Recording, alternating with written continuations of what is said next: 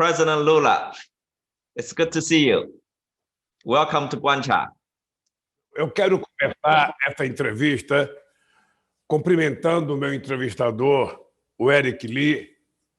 Quero cumprimentar o nosso querido coordenador aí dessa entrevista, o Marcos Fernandes.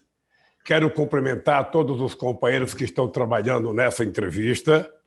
E certamente quero cumprimentar todo mundo que vai e que está assistindo a nossa entrevista no site Guancha. Quero dizer ao Eric Lee que a única coisa que vale nessa entrevista é a ideia de que é proibido proibir o tema que ele quiser. E eu, se souber, responderei tudo. Se não souber, eu peço desculpa. You know, we've been reading this amazing story about this small town in Brazil called Sahana, which vaccinated, I think, a vast majority of its people. And tell us, do you know about the story there? Eu já fui vacinado pela Coronavac, vacina chinesa, já tomei as 2 doses, espero que esteja totalmente imunizado. Nós temos um problema no Brasil, primeiro, que foi a irresponsabilidade com que o nosso governo tratou a questão do coronavírus. Ou seja, desde o surgimento da primeira vítima, do primeiro contaminado na China, e desde o primeiro vírus que chegou na Europa, o Brasil poderia se precavido, o Brasil poderia ter se precavido, o Brasil poderia ter montado um comitê de crise, o Brasil poderia estar preparado para cuidar melhor do povo brasileiro. Acontece que nós temos um governo que não acredita no coronavírus, que disse que era apenas uma gripezinha, que passou o tempo inteiro recebendo ordens do presidente Trump dos Estados Unidos, desafiando os chineses, culpando os laboratórios chineses, culpando a vacina chinesa, dizendo que a vacina chinesa não valia absolutamente nada e não comprou nenhuma vacina durante muito tempo. Ou seja, quando o Brasil começou a comprar vacina, o Brasil já estava tomado pelo coronavírus, já tinha muita gente, acometida do vírus e, portanto, o Brasil está pagando hoje o preço da irresponsabilidade. Agora, nós temos novidades no Brasil, porque alguns estados estão trabalhando paralelo à vontade do governo federal e a cidade como Serrana, pelo que eu tenho acompanhado na imprensa, é uma cidade que resolveu vacinar todo mundo, pelo menos com meia dose da vacina. Há uma aceitação dos médicos da cidade e me parece que eles estão colhendo os bons resultados. O dado concreto, Eric, é que o mundo provou, a ciência provou, a Europa, a China e outros países mais responsáveis provaram de que a melhor solução para ter enfrentado o coronavírus era o isolamento social e depois era a vacina. Ou seja, como é que pode um país do tamanho da China, de quase 1 bilhão e 400 milhões de habitantes, ter apenas 103 mil casos e praticamente 4.864 mortes? Como é que pode o Brasil ter 17 milhões de casos e 491 mil mortes? Só ontem morreram mais 2.760 pessoas numa demonstração de irresponsabilidade. Portanto, eu quero dar parabéns aos governos que foram responsáveis, quero dar parabéns ao governo chinês, aos médicos responsáveis pela saúde sanitária, da China, que cuidaram, muito bem do povo chinês, que evitaram, que o coronavírus se espalhasse por todo o país e evitasse a quantidade de mortes que nós tivemos no Brasil. Então, o nosso problema no Brasil foi só de irresponsabilidade do governo, que brincou o tempo inteiro com a crise do coronavírus.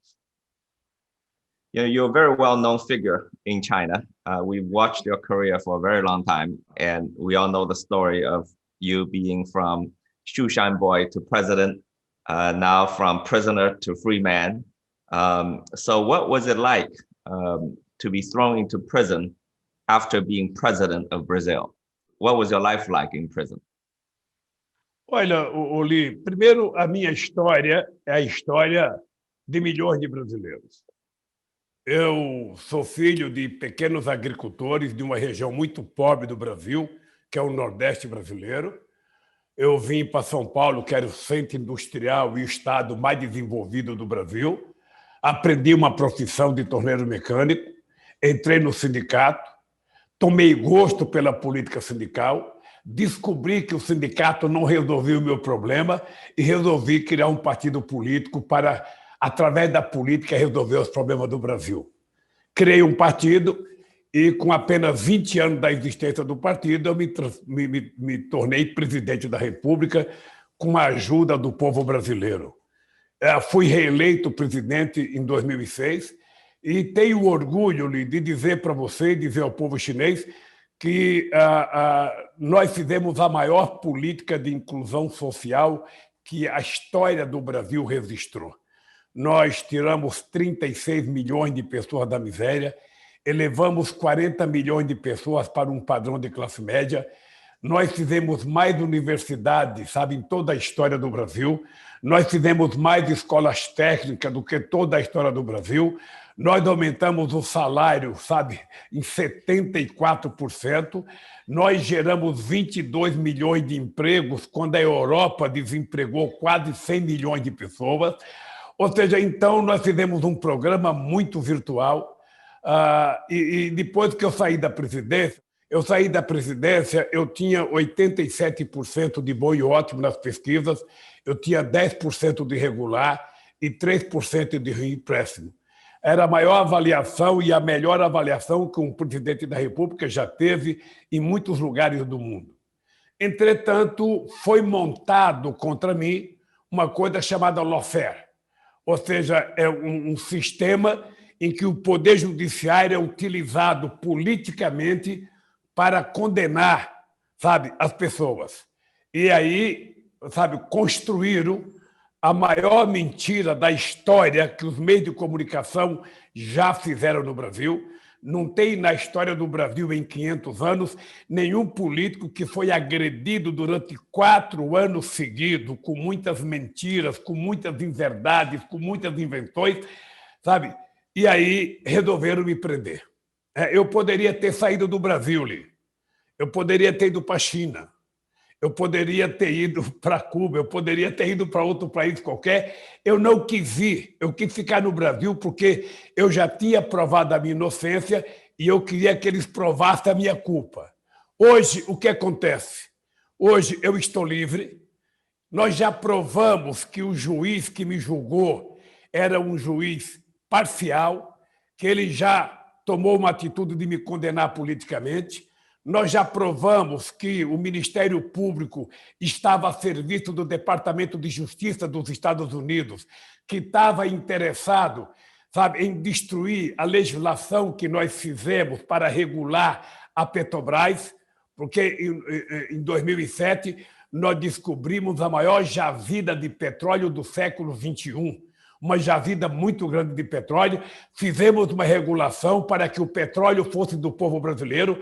As petroleiras do mundo nunca aceitaram isso, então era preciso tirar o governo do PT, porque nós tínhamos criado um protagonismo internacional, nós tínhamos criado o Mercosul, nós tínhamos criado a Unasul, nós tínhamos criado a CELAC, nós tínhamos criado os BRICS, nós tínhamos criado o IPSA, ou seja, nós mantivemos uma relação extraordinária com o mundo inteiro e o Brasil estava virando protagonista internacional junto com a China, junto com a Rússia, junto com a Índia. Ou seja, a gente passou a ter muita importância política. Então, era importante tirar o PT do governo e era importante encontrar alguma coisa para poder prender o Lula. Inventaram todas as mentiras de corrupção. Eu nunca me preocupei porque eu tinha consciência da minha inocência e hoje eu estou aqui e eu tenho certeza que eu vou dizer para você, Eric, é o seguinte, eu sempre estive com a minha consciência mais tranquila, sempre tive um sono melhor do que aqueles que me julgaram e aqueles que me acusaram. Eu espero que um dia toda essa gente que contou mentira a meu respeito peça desculpa publicamente, porque é a única coisa que me interessa, é que eles peçam desculpa por todos os erros que cometeram nas acusações contra mim. Então, eu estou feliz, quero te dizer que eu estou muito feliz.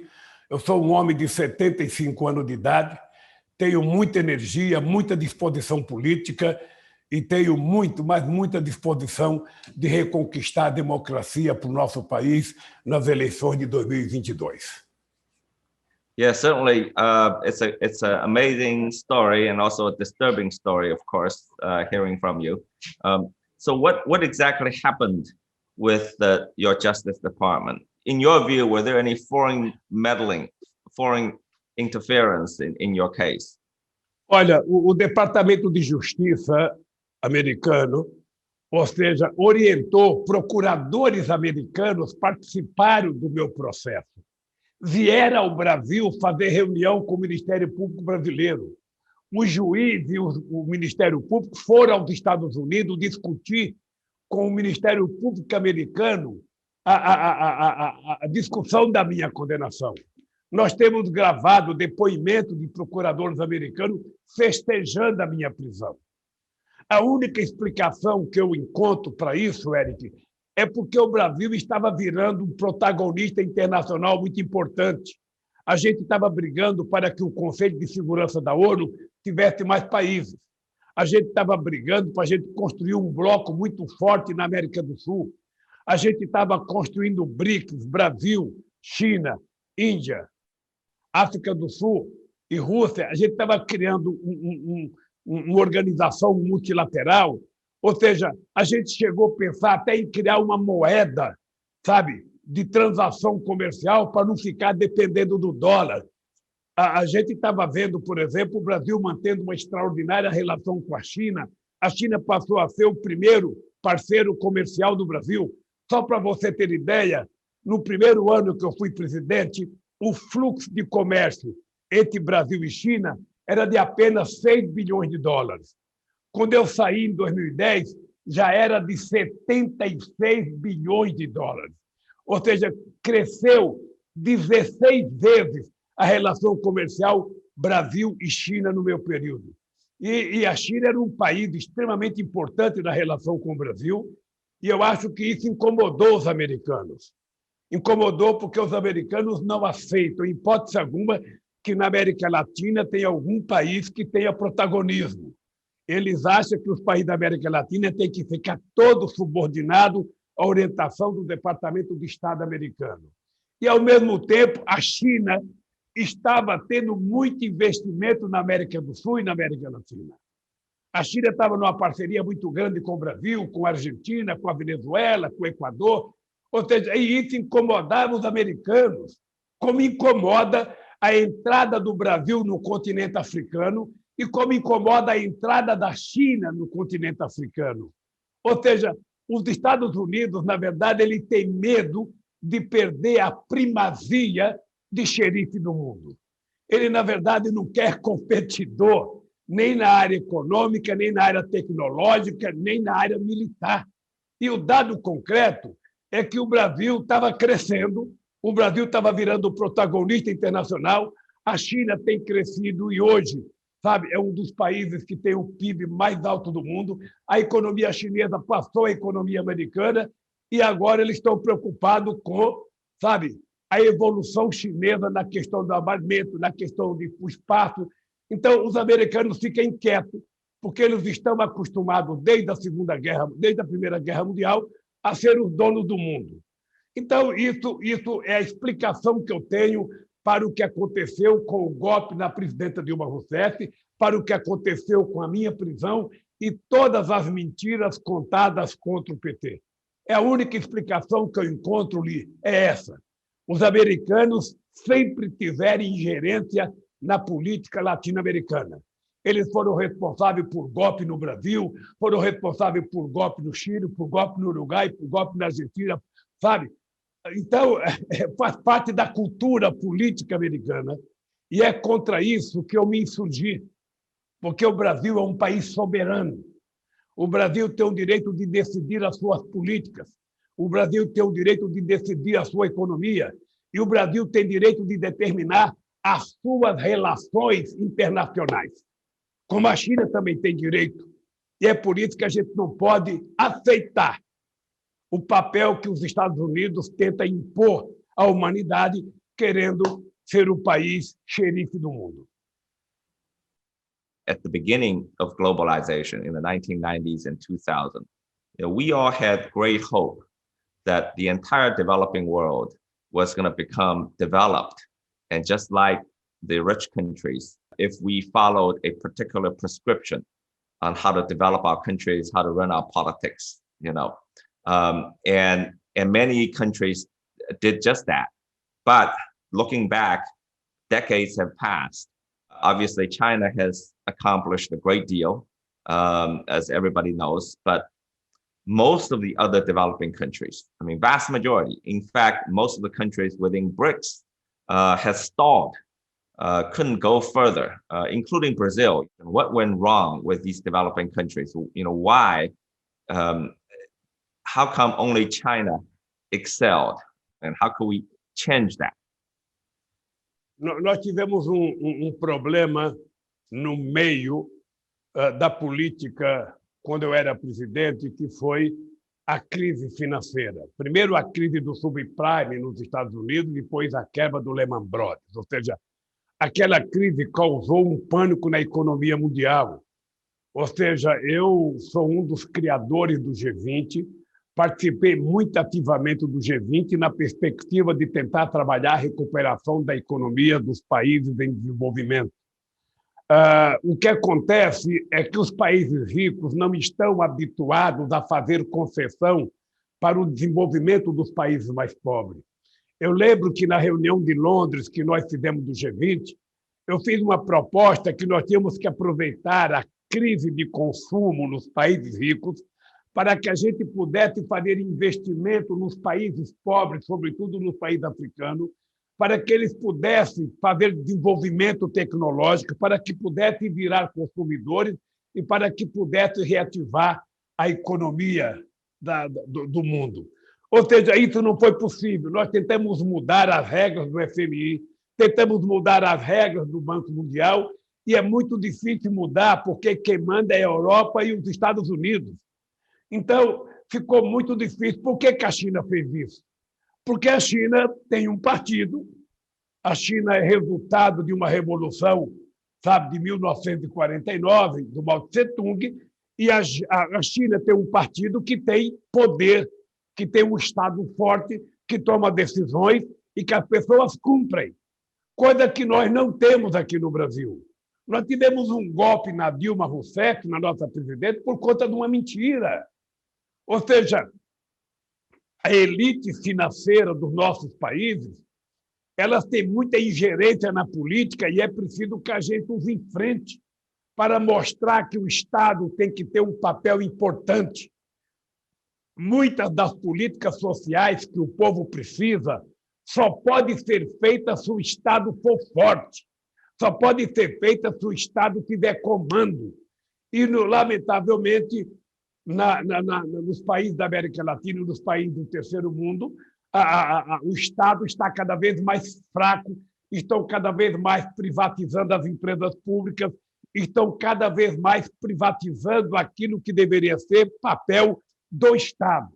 Por exemplo, a China, ela só conseguiu combater o coronavírus com a rapidez que ela combateu porque tem um partido forte, porque tem um Estado forte, porque tem pulso, tem voz de comando. Nós não temos isso aqui no Brasil. Nós não temos isso no Brasil, não temos isso em outros países. Portanto, eu acho que eu sonhava muito com os BRICS. Eu sonhava muito. Eu pensava muito grande na minha relação com a China, na minha relação com a Índia, na minha relação com a África do Sul e na minha relação com a Rússia. Eu achava que a gente deveria ter construído uma parceria estratégica para que a gente, sendo metade da humanidade, a gente não ficasse dependendo da política do dólar.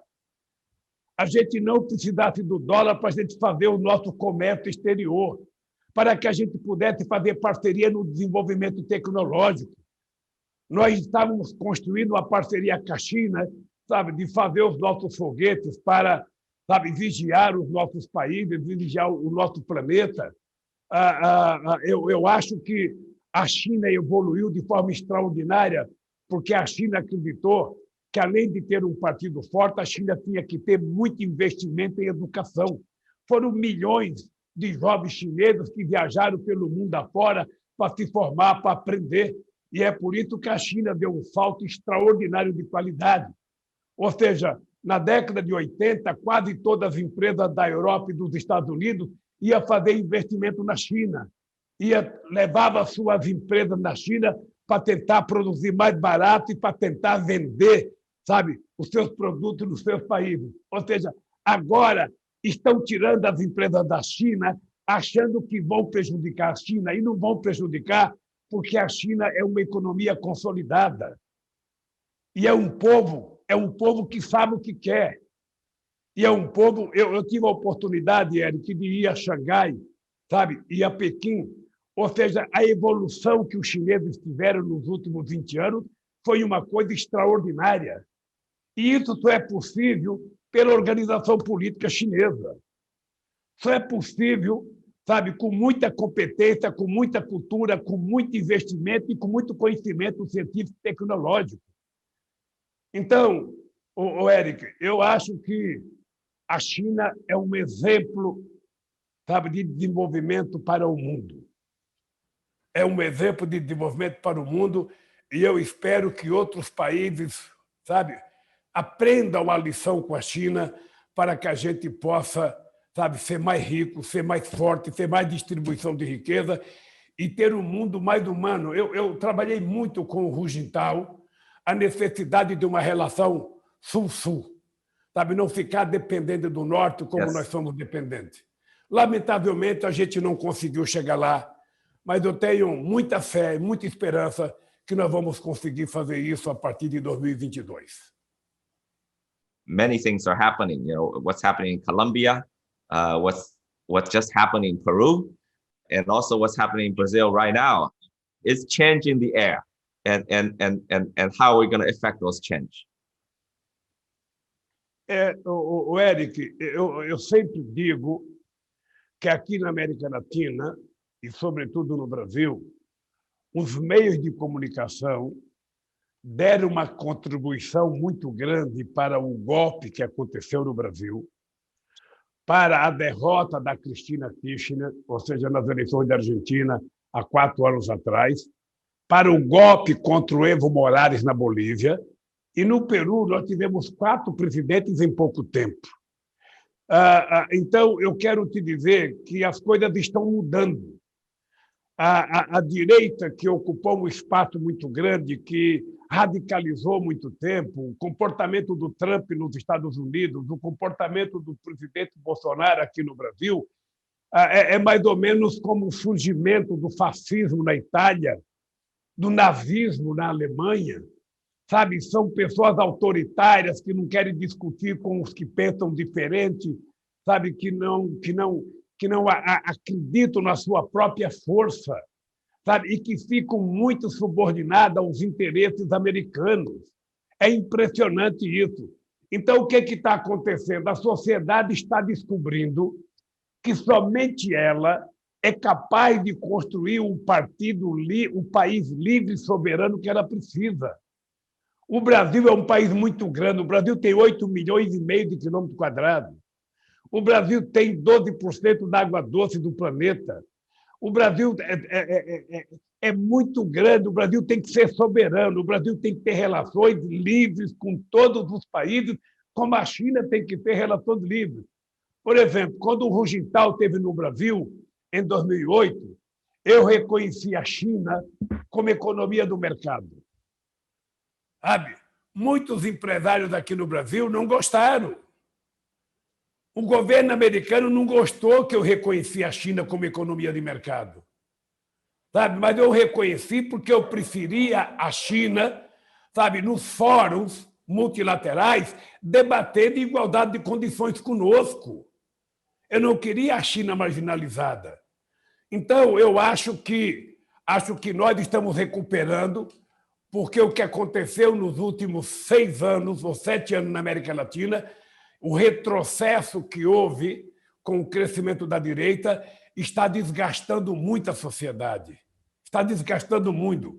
As pessoas estão percebendo que não é possível fazer política com ódio que está acontecendo no Brasil. As pessoas estão percebendo que é preciso fazer política, sabe, da forma mais tranquila, da forma mais serena. Sabe? As pessoas podem ter divergência, mas a divergência política não pode virar ódio. No nosso continente, que tem eleições a cada 4 anos, é normal que um perca, o outro ganha, mas que a gente não possa fazer a radicalização a ponto de transformar o outro partido que ganhou, que perdeu, em inimigo. E a gente não era assim, a gente ficou assim depois dos últimos 4 anos, depois do golpe na presidenta Dilma, depois da eleição do Trump e depois dos golpes na Bolívia. Graças a Deus, a Bolívia votou, a Argentina votou, o Chile teve uma participação extraordinária, sabe, do povo chileno, votando maciçamente na Constituinte e deixando a direita marginalizada. E nós estamos vendo o que aconteceu no Peru agora. Eu acho que no Brasil vai acontecer a mesma coisa. Acho que os setores democráticos, progressistas de esquerda do Brasil vão reconquistar a democracia para fazer o Brasil voltar a ser um país respeitado, um país desenvolvido e um país gerador de riqueza. É isso que eu acredito, é por isso que eu trabalho e é por isso que nós estamos lutando no Brasil. How do you see the future of multilateralism, and how do we make multilateralism work for developing countries? Essa pergunta é muito importante porque eu vivi isso na pele. Veja, durante 8 anos que eu estive na presidência, eu tentei mudar a lógica da geopolítica mundial. Eu entendia que não era possível que o Conselho de Segurança da ONU se mantivesse, sabe, com a mesma formação de 1948. Tinha mudado a geopolítica mundial. Então, você não pode, primeiro, ter um Conselho de Segurança da ONU, sabe, com base na Segunda Guerra Mundial. O mundo mudou, outros países cresceram. Então, o que nós achamos era que era preciso ter outros países, a África tinha que estar representada no Conselho da ONU, era preciso que a América Latina estivesse representante, sabe, que os países asiáticos tivessem mais representação. Conversei muito isso com meus amigos chineses, conversei com os russos, conversei com os franceses, ou seja, por quê? Porque era importante a gente ter uma governança mundial para resolver o problema das crises. E eu vou te dar um exemplo, Éric. Se a gente tivesse uma governança mundial que funcionasse, se o Conselho da ONU de Segurança fosse mais representativo, a crise do coronavírus teria sido discutido, sabe, imediatamente com os países mais importantes do mundo. A vacina seria transformada num bem público e dado de graça para todos os 7 bilhões de habitantes do planeta Terra. Sabe? O excesso de dinheiro no mundo seria repartido para que os outros países pudessem receber empréstimos, sabe, com taxa de juros mais baratas.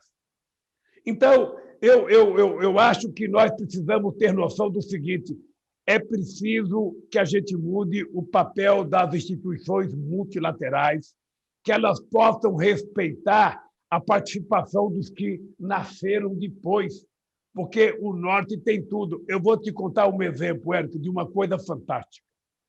Quando o Brasil estava disputando as Olimpíadas, e o Brasil queria fazer as Olimpíadas no Brasil, eu até agradeço o delegado chinês que votou para que o Brasil fizesse as Olimpíadas, eu descobri uma coisa engraçada. A Suíça, que é um país pequeno, ela tem 5 membros no Comitê Olímpico. 5 membros. Tem mais do que a África toda. A Itália tem 5 membros. A Noruega tem 4 ou 5 membros. E a Nigéria não tem nenhum. E Angola não tem nenhum. Sabe? Então, é um absurdo como é que o mundo está está organizado. Por exemplo, o FMI. O FMI é uma instituição multilateral que foi criada, sabe, para resolver os problemas entre os países, mas quando a crise é no país rico, o FMI não tem nenhuma importância. Quando a crise é no país pobre, o FMI tem muita ingerência, como está tendo agora na Argentina. Então, o FMI ele tem que ter mais gente dos países de terceiro mundo, dos países em desenvolvimento, participando da direção, e assim vale. Nós criamos um banco entre Brasil e Rússia, o Banco dos BRICS, que é preciso acreditar que esse banco pode ser um fomento para transformar as instituições multilaterais, ser exemplo de financiamento, sabe? Ajudar os países que efetivamente precisam. Então, se a gente não mudar o jeito que funciona o multilateralismo, se a gente não mudar as regras da indicação, da direção das instituições multilaterais, a gente não vai mudar mais nada. Sabe? A China não pode ser tratada como se fosse um país pobre. O Brasil, em 2008, Érica, era a sexta economia do mundo. Entretanto, a gente não era membro do G7. A gente não era membro do G8. Sabe? Porque tem o Clube dos Ricos. O Clube dos Ricos não aceita a participação dos pobres. Sabe? Isso acontece numa família chinesa, acontece numa família brasileira. Aqueles que vão ficando ricos vão esquecendo dos pobres e marginalizando os pobres. As pessoas precisam compreender que o Brasil não é um país pobre, apesar de ter muita pobreza. O que tem no Brasil é má distribuição de riqueza. A China não é um país pobre, porque tem muita gente pobre ainda na China. A China é a maior economia do mundo. E ela tem que ser vista assim. Não pode achar que o clube do G7 é que manda no mundo. É preciso que todos os países, do menor ao maior, possam participar em igualdade de condições. E eu acho que a relação dos BRICS, a relação Sul-Sul, é uma necessidade para equilibrar a geopolítica mundial. E a nossa relação, que não pode ser apenas uma relação econômica, mas também a evolução da relação cultural, da relação política, dos convênios entre os institutos de desenvolvimento, dos convênios entre as universidades, as parcerias científico-tecnológicas, para que todo mundo tenha a chance de crescer, de aprender e de se desenvolver. Porque a gente não pode passar mais 500 anos com a África sendo a parte pobre do mundo. O Brasil não pode mais passar 500 anos sendo um país eternamente em via de desenvolvimento. O Brasil tem que brigar para ser desenvolvido e não depende de americano, depende de nós. Sabe? Então, se for necessário fazer parceria com a China, nós temos que fazer parceria estratégica com a China, como eu fiz quando eu era presidente. Se for necessário fazer com a Rússia, vamos fazer com a Rússia. E os Estados Unidos não podem ter ingerência nas relações da China, no desenvolvimento da China. Sabe que história que é essa?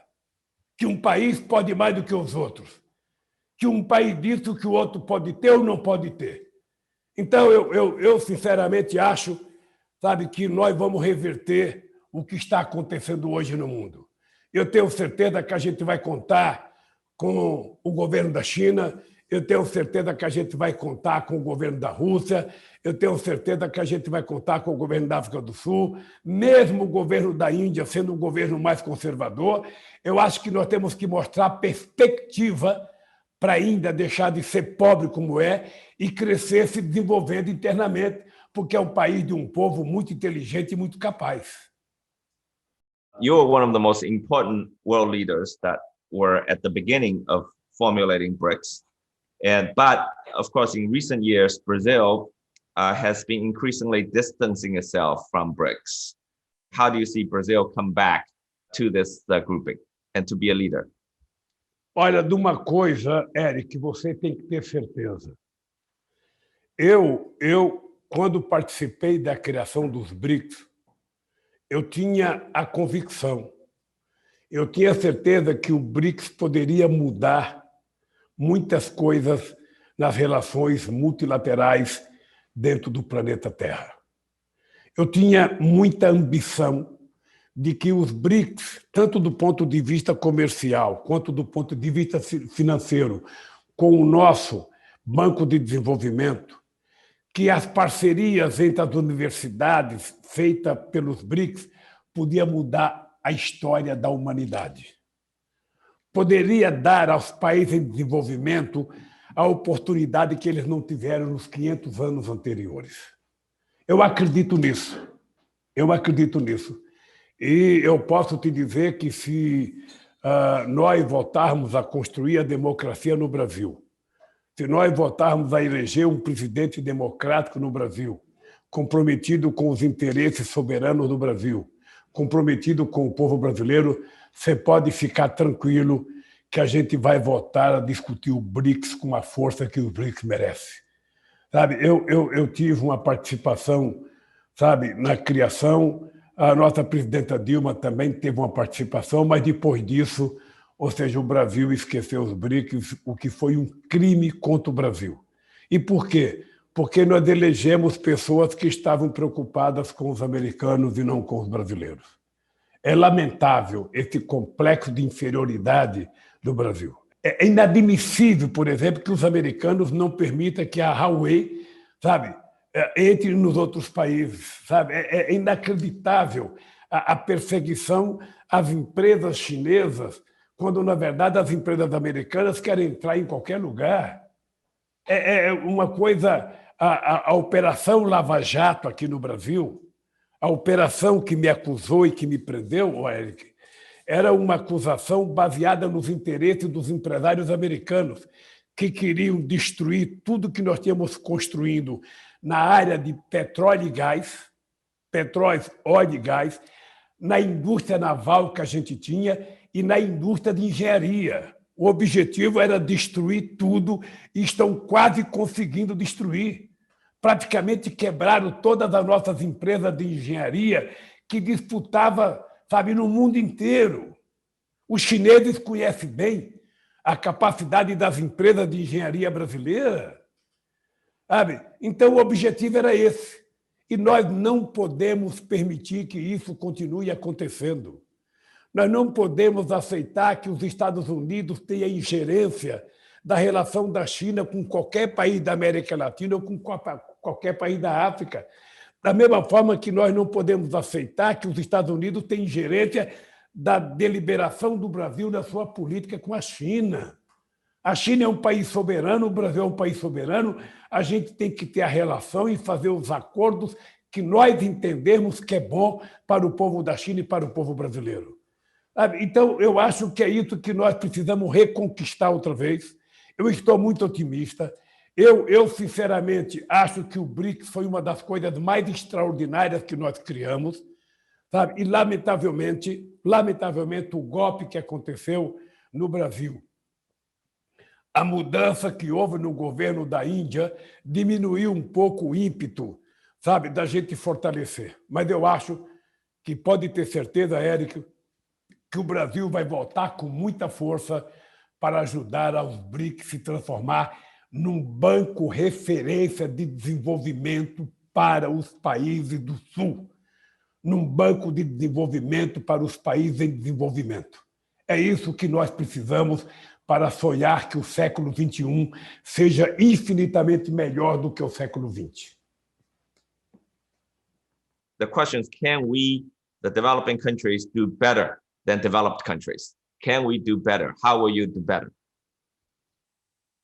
Esse eu acho que é o grande tema das próximas décadas.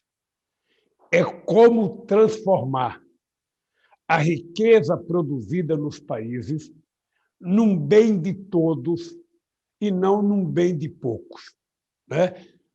Quando eu fui presidente do Brasil, Eric, nós fizemos a maior transferência de renda que o povo pobre conheceu. Em 2012, o Brasil foi considerado fora do mapa da fome, porque nós acabamos com a fome no Brasil. Nós geramos 22 milhões de empregos, como eu te disse na outra pergunta, enquanto a Europa tinha 100 milhões de desempregados, nós geramos 22 milhões de empregos formais. É verdade que os ricos também cresceram, mas pela primeira vez na história do Brasil, a renda dos pobres cresceu 15% a mais do que a renda dos ricos.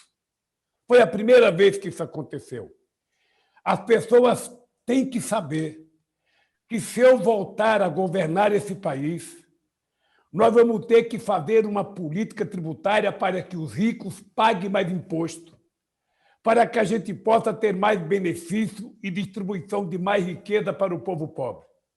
O povo pobre é que tem emprego, ele quer ter casa, ele quer estudar, ele quer ter lazer, ele quer ter acesso à cultura. É o mínimo que o Estado tem que oferecer para eles.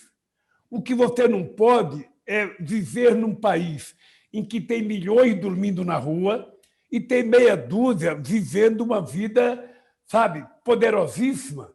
Eu vi esses dias numa revista, numa entrevista, que o dono da Amazon ele comprou um iate de 400 milhões de dólares.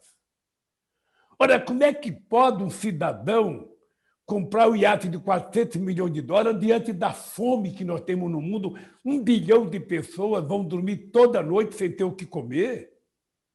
Nos Estados Unidos tem gente dormindo na rua.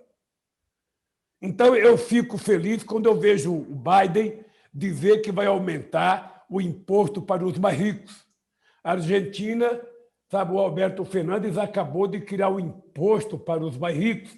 E aqui no Brasil nós vamos ter que criar. Mas não é só criar o imposto, é distribuir corretamente o dinheiro para que todos possam sobreviver dignamente. Você não pode ter uma diferença entre o primeiro salário e o último salário. Tem que estar mais próximo. E somente o Estado é que pode fazer isso. Somente o Estado é que pode criar uma certa equidade entre os seres humanos, dar a mesma oportunidade de escola, a mesma oportunidade de saúde, a mesma oportunidade de emprego, a mesma oportunidade na universidade. É o Estado que tem que fazer isso. Por isso que eu não sou defensor do Estado fraco. Eu não sou defensor do Estado mínimo. Eu sou defensor do Estado justo, forte, que possa garantir que todos os cidadãos de um país têm o direito.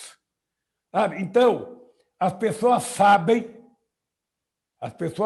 que, se eu voltar a ser presidente do Brasil, nós vamos fazer mais justiça social, nós vamos fazer mais distribuição de renda e nós vamos efetivamente falar alto e bom som. Quem ganha mais, paga mais.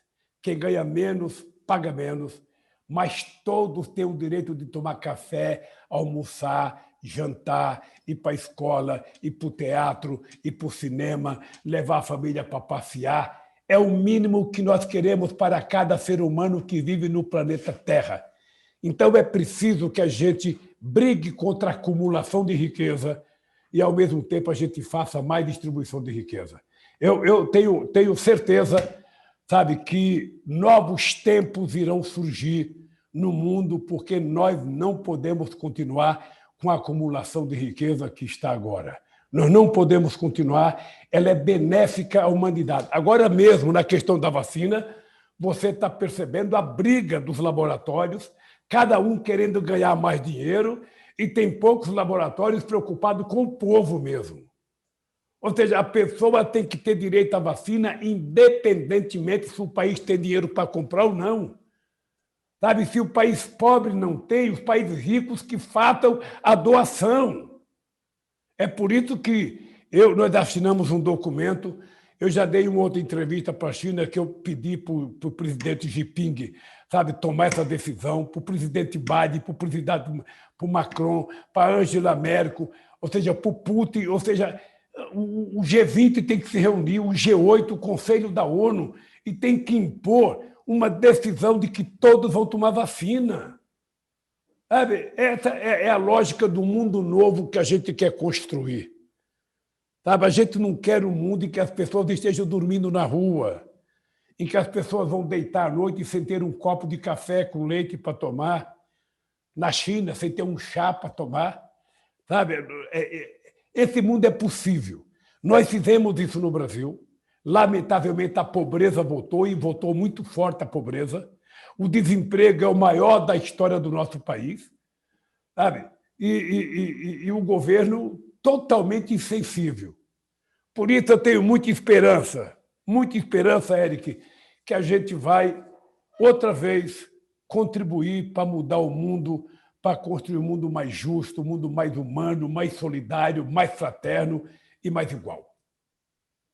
Ainda não decidi porque esse ano de 2021 o PT tem um compromisso maior do que a própria eleição, que é o compromisso de garantir que todos os brasileiros possam tomar vacina, de garantir que todos os brasileiros recebam ajuda emergencial para poder continuar sobrevivendo, que a gente tenha uma política de financiamento para pequenos e médios empresários continuar tocando as suas atividades econômicas e que a gente faça grandes investimentos em obras de infraestrutura para que a gente possa voltar a gerar emprego. Eu tenho o compromisso de fazer mais do que eu já fiz, porque eu não posso disputar uma outra presidência para fazer menos do que eu já fiz. Então, eu estou com a consciência muito tranquila, sabe? Estou com a consciência muito tranquila, estou com a consciência do papel que o Brasil pode jogar, que a China pode jogar, que a Índia pode jogar. Você sabe que quando eu era presidente da República, logo no começo do meu mandato, nós tínhamos um gasoduto para construir aqui no Brasil e estava uma disputa entre China e Japão. Já tinha um crédito, financiamento do banco japonês e nós tomamos a decisão que a gente não ia dar a obra para os chineses, para o japonês, que a gente ia dar a obra para a China, porque a gente queria começar a aperfeiçoar a nossa relação com a China. E eu tenho uma grata recordação, sabe, da boa relação que nós tivemos com a China. Eu acho que a China, embora seja ainda o maior parceiro comercial do Brasil, a verdade é que os nossos governos de hoje não respeitam a China, não tratam a China como um parceiro porque fica sempre olhando os Estados Unidos e esquece a China, sabe? Eu não acho que a gente tenha que brigar com os Estados Unidos. A gente tem que manter uma boa relação com os Estados Unidos, mas eu quero ter a mesma relação com a China. Eu quero ter a mesma relação com a Rússia, eu quero ter a mesma com a Nigéria, com Angola, com a África do Sul, eu quero ter a mesma com a Malásia. Ou seja, que história que é essa dos americanos ficarem preocupados que os chineses estão preparando vários países na Ásia, se armando, sabe, se preparando militarmente? Ora, é só pegar o orçamento militar dos Estados Unidos para a gente perceber que eles não têm, sabe, condições políticas de criticar ninguém. Então, Eric, é o seguinte, eu vou trabalhar com muito. Eu, embora tenha 75 anos, eu me considero muito bem de saúde, me considero com muita energia. Eu estou melhor, eu de vez em quando brinco que eu quero viver 120 anos.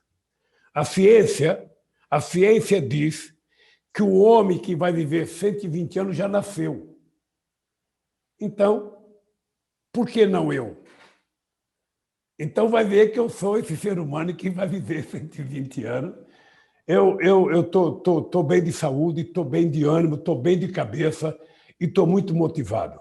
Você sabe, Eric, que todo ser humano que tem uma causa, ele não envelhece. O que me move é uma causa, é de construir o bem-estar para o povo brasileiro que não merece passar o que está passando. Essa é a motivação que eu tenho para continuar vivendo e lutando no meu país. And we wish you great luck and great health. E eu tenho todo interesse, sabe, de visitar a China, manter contato com o partido, manter contato com muitos amigos que eu construí ao longo desses tempos e visitar a sede dos BRICS, o teu escritório, para saber como é que o site cresceu tanto, ou seja, e também discutir desenvolvimento conjunto entre os dois países. Tá? Pode ficar certo que eu vou me preparar bem. Quero agradecer a você a oportunidade, quero dizer para você que é muito gratificante ver a China crescer, É muito gratificante ver a China ocupar um espaço importante na economia mundial. É muito importante ver a China ocupar um espaço na geopolítica mundial. E eu acho que o que eu quero para a China, eu quero para o Brasil.